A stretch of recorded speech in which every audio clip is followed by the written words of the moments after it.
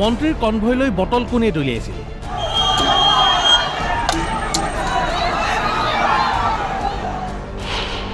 যুৱ কংগ্ৰেছীৰ বিৰুদ্ধে প্ৰমাণ দিব নোৱাৰিলে আৰক্ষী অভিযুক্ত যুৱ কংগ্ৰেছীয়ে লাভ কৰিলে জামিন গোলাঘাটত মুখ্যমন্ত্ৰীৰ কনভয়লৈ বটল দলিয়াক লৈ কেইবাদিন ধৰি ৰাজ্যৰ ৰাজনীতি তলপৰ হৈ আছিল অভিযোগ উত্থাপন হৈছিল কংগ্ৰেছৰ বিৰুদ্ধে আৰক্ষীয়ে গ্ৰেপ্তাৰ কৰিছিল 4 যুৱ কংগ্ৰেছীক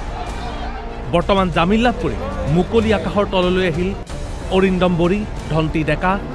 প্ৰাণহৰি ফুকন মামনি দলে জামিন লাভৰ পিছত আটাইকেইজন অভিযুক্তক আদৰণি জনালে সতীৰ্থই জেলৰ পৰা ওলাই আহি অভিযোগ আৰক্ষীৰ বিৰুদ্ধে আৰক্ষীয়ে অভিযোগ মানি ল'বলৈ বাধ্য কৰাইছিল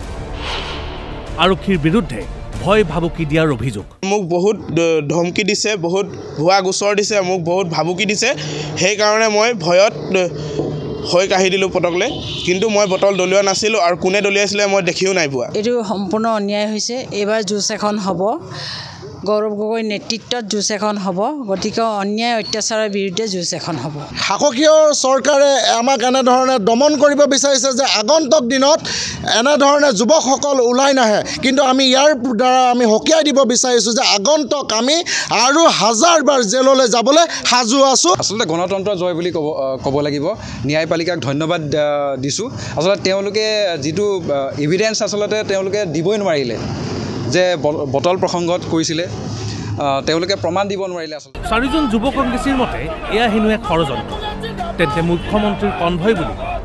কোনে নিক্ষেপ কৰিছিল বটল ভিডিঅ'ত বটল নিক্ষেপ কৰাৰ দৃশ্য স্পষ্ট যদিও এই ক্ষেত্ৰত আৰক্ষীৰ ব্যৰ্থতাই স্পষ্ট হৈছে বোকাখাটৰ পৰা ধৰ্মেশ্বৰ হাজৰিকা DY365